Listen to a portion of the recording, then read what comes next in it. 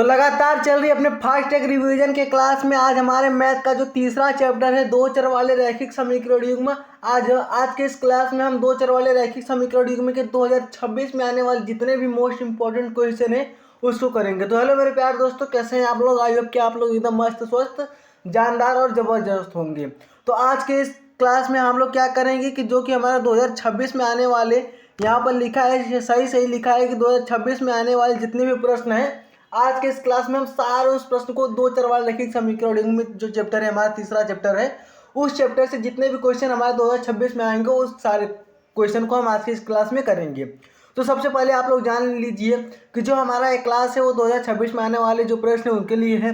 और यहाँ पर कुछ ऐसे भी प्रश्न आपको मिलेंगे जो कि अभी तक आपने कहीं पर भी नहीं देखा होगा, ना तो किसी क्वेश्चन बैंक के और ना किसी और यूट्यूब के क्लास में, ना तो आपके क्लास में भी स्कूल में ही ना अभी तक बताया गया होगा। तो यहाँ पर हम कुछ विभिन्न प्रकार के क्वेश्चन को करने वाले हैं। तो बिना देर के क्वेश्चन को स्टार्ट करते हैं। आई थिंक हम यहाँ पर 20 या 18 MCQ रखे हैं और वो एकदम अलग रहेंगी। हालांकि पहला दूसरा क्वेश्चन आपको मिलेंगे लेकिन वो आपके सिलेबस से रहेंगे लेकिन अलग रहेंगे और आपने अभी तक ऐसा क्वेश्चन नहीं देखा होगा। और जब 2026 का जो बोर्ड एग्जाम का आपका क्वेश्चन आएगा, जो आपका पेपर आएगा, इन्हीं सब क्वेश्चन आपके वहाँ पर बोर्ड एग्जाम में देखने को मिलेंगे। तो चलिए बिना देरी किए हुए स्टार्ट करते हैं और कम समय में ज़्यादा चीज़ को कवर करते हैं चूँकि हमारे फास्ट ट्रैक रिवीजन है। तो सबसे पहला यहाँ पर हमारे पास एक क्वेश्चन आता है। सबसे पहले हमारे पास एक क्वेश्चन आता है कि दो चर वाले रैखिक समीकरण का सामान्य रूप क्या है। तो आप जब सबसे पहले मैं देख लीजिए कि दो चर वाले रैखिक समीकरण का सामान्य रूप क्या होता है। ax plus B Y plus C बराबर 0 या क्या रहेगा, ax प्लस बी वाई बराबर माइनस सी। ये दोनों हमारे क्या है, दो चर वाले रैखिक समीकरण के सामान्य रूप या फिर मानक रूप, कुछ भी आपसे पूछ सकता है क्वेश्चन। इस बार हम आपको बता दे रहे हैं कि जो आपका बोर्ड एग्जाम का क्वेश्चन आएगा, क्वेश्चन आपके सिलेबस से ही रहेंगे लेकिन क्वेश्चन घुमा कर पूछेगा, इसलिए तैयारी अपनी बेहतरीन रखिए। तो हमारा ऑप्शन नंबर बी क्या हो जाएगा, करेक्ट हो जाएगा। और यहाँ पर भी देखिए दिया है कि ऑप्शन नंबर बी। तो आप इस उत्तर को मत देखिए, अपने उत्तर को अपने दिमाग से हल कीजिए, क्वेश्चन को सॉल्व कीजिए और जो आपका दिमाग कहता है कि हाँ इसमें से कौन सा ऑप्शन होगा उसका आंसर कमेंट में बताते रहिए ताकि हमें पता भी चले आपकी तैयारी कैसे चल रही है। ठीक है, पहला क्वेश्चन समाप्त होता है। हर एक क्वेश्चन को करेंगे एकदम ट्रिक के साथ करेंगे और यहाँ पर लास्ट में हम कुछ ऐसे भी क्वेश्चन लाए हैं जो कि आपके लिए अति महत्वपूर्ण रोल प्ले करेंगे आपके कहाँ पर, आपके बोर्ड एग्जाम में। ठीक, चलिए अब देखिए अगला क्वेश्चन हमारा है समीकरण 2x प्लस 3y बराबर 7 में x और y क्या है। अब देखिए आपने हर बार आपने ऐसा क्वेश्चन देखा होगा 2x प्लस 3y बराबर 7, ऐसे बहुत से रैखिक समीकरण देखे होंगे लेकिन यहाँ पर पूछ रहा है x और y क्या है। जब आप ऑप्शन को देखेंगे कि नियतांक के चर गुणांक हल हैं तब आपको समझ में आएगा क्या है। तो एक्स वाई क्या है हमारा, यहाँ पर एक्स वाई हमारा चर है। चर क्या होता है, जिसका मान बदलता रहे, जैसे कि एक्स, जैसे क्या हो गया, एक्स हो गया, वाई हो गया, जेड हो गया या फिर इनफाइनाइट, यानी कि जो भी हमारी अल्फ़ाबेट के अक्षर हैं वो हमारे चर होते हैं, यानी कि जिसका मान बदलता रहता है। एक्स का कभी मान आपका 1 आ जाएगा, कभी 5 आएगा, कभी 7 आएगा, कभी 2 आएगा, लेकिन जो हमारा अचर होता है, अगर हम अचर की बात करें तो जो इतनी भी हमारी संख्याएं होती है वो हमारी क्या होती है, अचर होती है। जैसे 1 2 3 ये हमारी क्या है, अचर संख्या जिसका मान कभी न बदले। तो एक यहाँ पर भी है, एक आप कहीं लंदन चले जाए तो एक को एक ही बोलेंगे, एक को 1000 नहीं बोलेंगे। ठीक है, क्लियर है। एकदम मज़ेदार से क्लास में जुड़े रहिए और अपने दोस्तों के साथ सबसे पहले आप लोग, हम जानते हैं आप लोग दोस्तों के साथ शेयर नहीं करते हैं, सबसे पहले दोस्तों के साथ शेयर कीजिए, उन्हें भी तो पता चले कि क्लास स्टार्ट हो चुकी है। एकदम बेहतरीन से नए क्वेश्चन को करेंगे।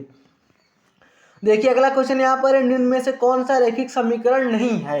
अब रैखिक समीकरण नहीं है, अरे ये कैसा क्वेश्चन आ गया कि रैखिक समीकरण नहीं है। तो सबसे पहले आपको इसके लिए सबसे पहले क्या पता होना चाहिए, रैखिक समीकरण का मानक रूप पता होना चाहिए। रैखिक समीकरण का मानक रूप क्या होता है, ax plus B Y plus C, जो कि हमारा पहला इक्वेशन था, बराबर में क्या होता है, 0 होता है। ये हमारा पहला इक्वेशन था।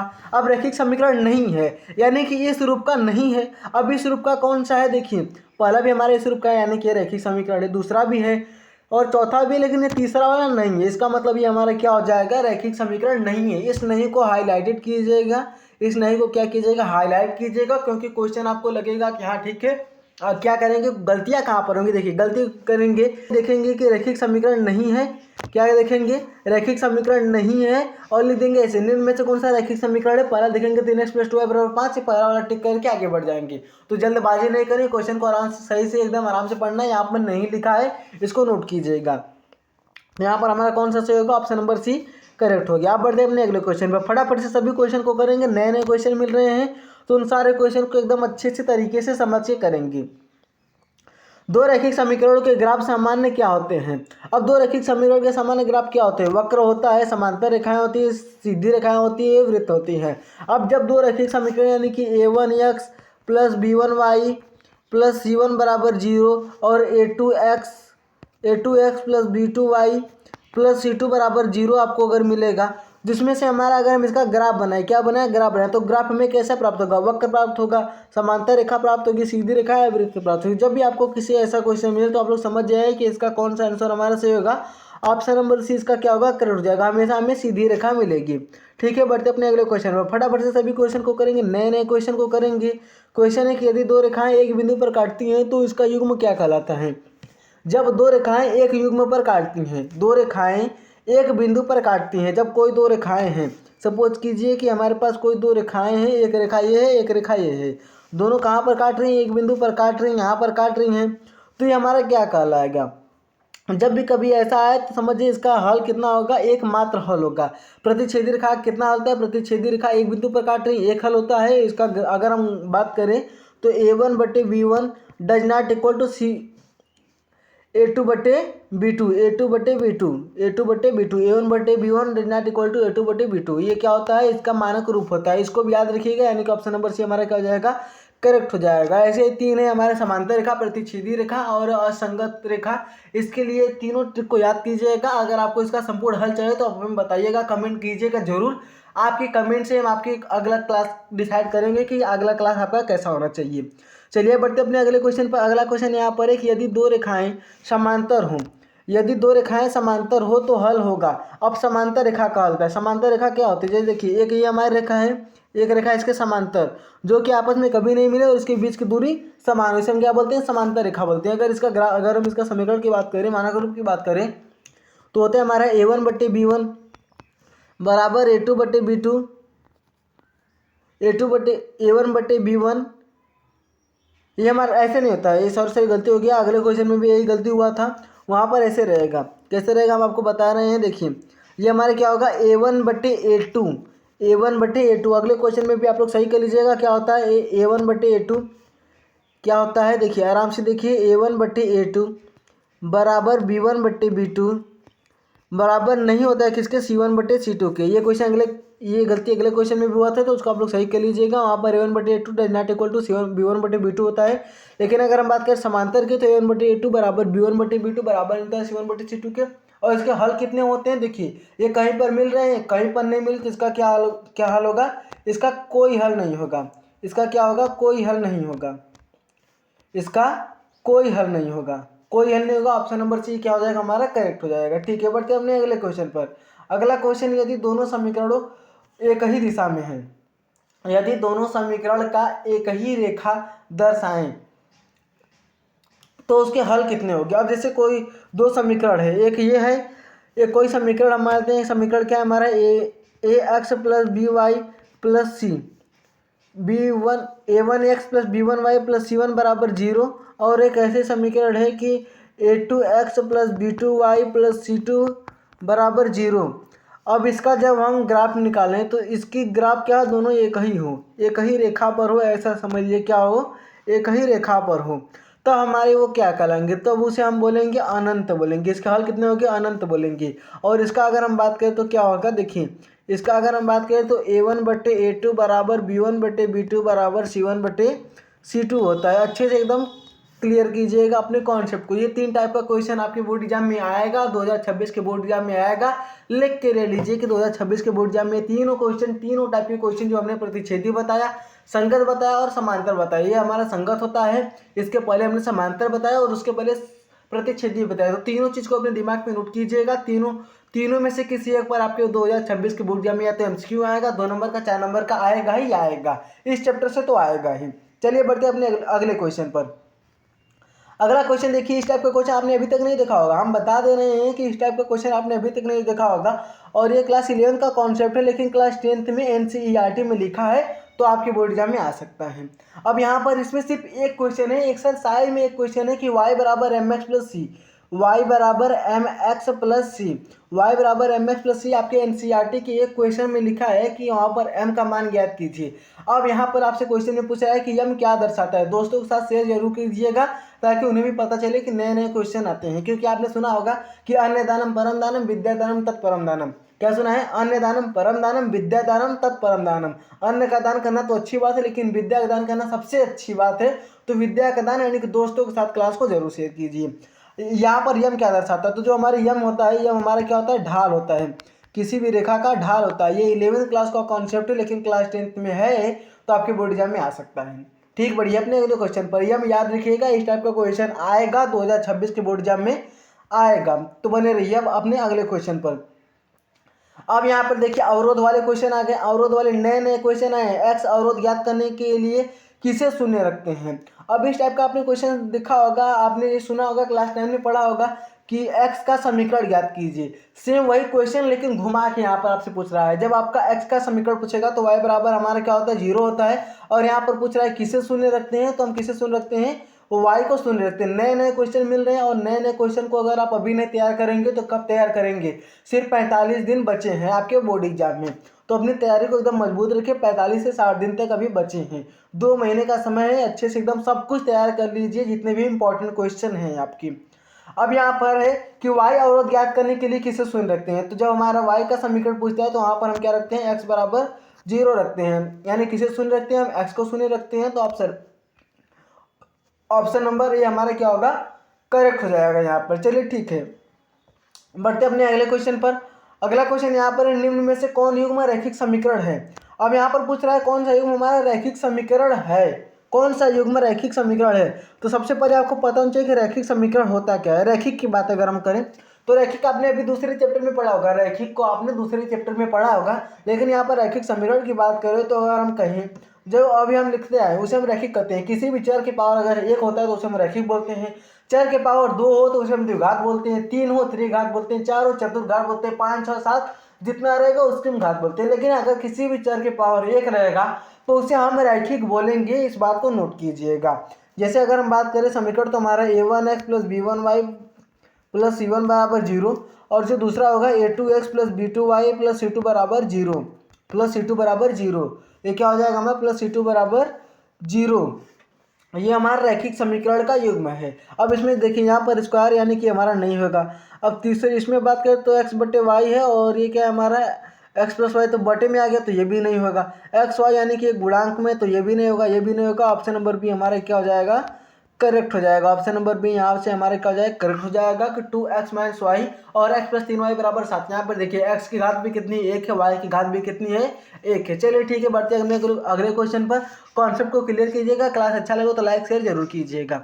चलिए बढ़ते हैं अपने अगले क्वेश्चन पर। अगला क्वेश्चन यहाँ पर है कि ग्राफ विधि में हल क्या दर्शाता है।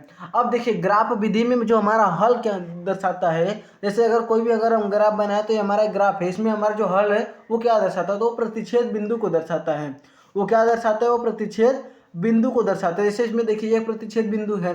अगर हम बात करें कुछ इसी प्रकार की, एक ये रेखा एक ये रेखा है, दोनों एक ही पे थे, कितने पर प्रतिच्छेद कर रही है? अनंत पर प्रतिच्छेद करे तो ये क्या दिखा रहा है? प्रतिच्छेद रेखा ही दिखा रहा है ना।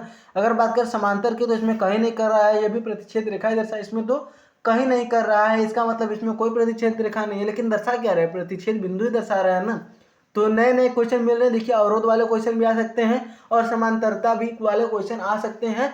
ये हमने आपको नए नए क्वेश्चन जितने बता रहे हैं, ढाल वाला जो क्वेश्चन बताएं वो आपके NCERT में लिखा है, तो जरूर से देखिएगा, 2026 में आ सकता है। बढ़ते अपने अगले क्वेश्चन पर, फटाफट से सारे क्वेश्चन को कंप्लीट करेंगे। अगला क्वेश्चन यहाँ पर है हमारे पास कि 2x प्लस 3y बराबर 11 का एक हल है।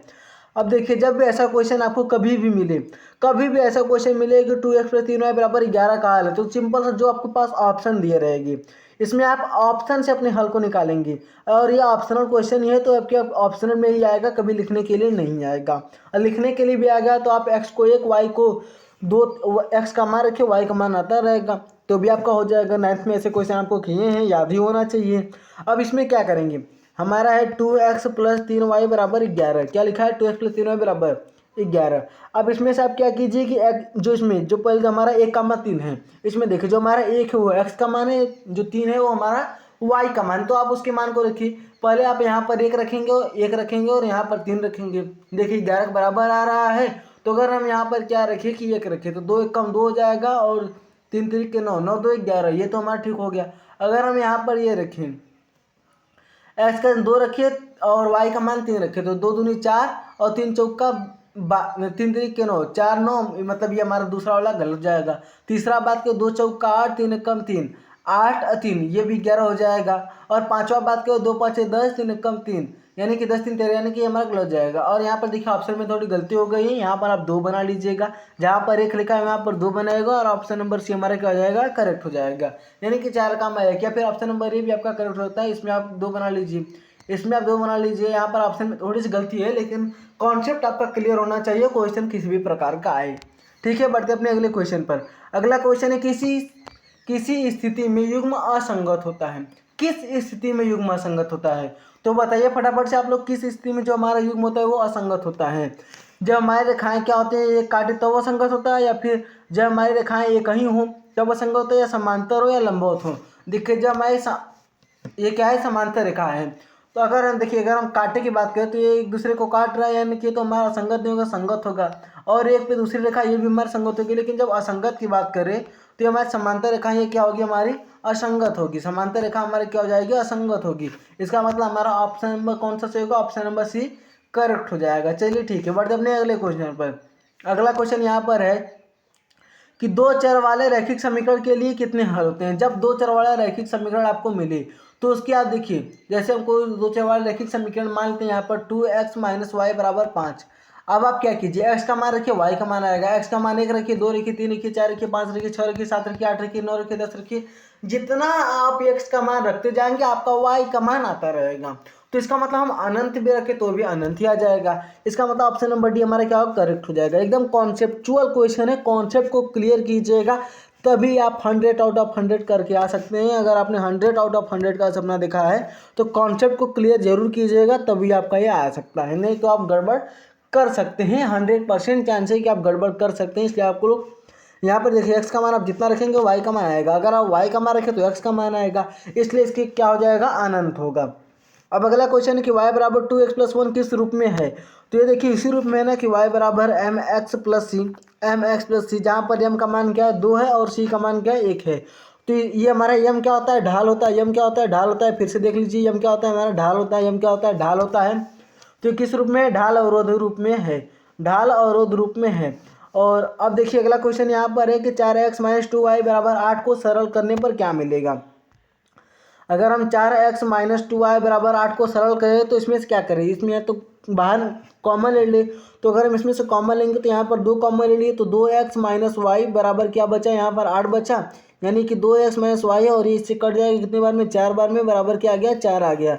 2x माइनस वाई बराबर 4 आ गया। तो इसका ऑप्शन नंबर ये हमारा क्या हो जाएगा? करेक्ट जाएगा। देखते हैं यहाँ पर पहला ही हमारा ऑप्शन सही है और ये सब क्या हो जाएगा? गलत हो जाएगा, रॉन्ग हो जाएगा। तीसरा, चौथा और दूसरा ये हमारा गलत देगा, पहला हमारा सही होगा। सरल जब भी पूछे तो आप सबसे पहले भाग कीजिए। आपसे एक ऐसा भी क्वेश्चन आ सकता है कि 143 बटे 119, मतलब इस टाइप का कोई भी क्वेश्चन आएगा और बोलेगा कि इसको सरल कीजिए।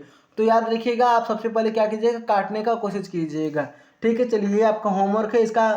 ये आपका होमवर्क है। ये क्या है? आपका होमवर्क है, HW है। इसका आंसर आप लोग कमेंट में कीजिएगा। 143 बटे 119 को अगर हम सरल करें तो हमें क्या प्राप्त होगा? कमेंट जरूर कीजिएगा, आपके कमेंट का रिप्लाई जरूर मिलेगा आपको।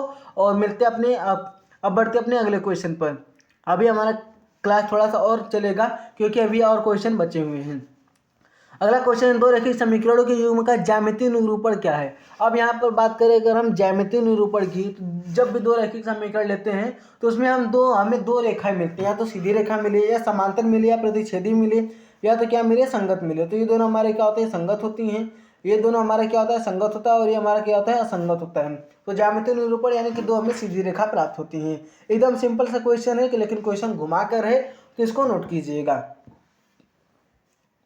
अब यहीं पर हमारा क्वेश्चन समाप्त होता है और ये क्लास भी हमारा यहीं पर समाप्त होता है। क्लास आपको कैसा लगा कमेंट में बताइएगा। मिलते हैं आपसे अगले वीडियो में, तब तक के लिए धन्यवाद। राम राम, राधे राधे।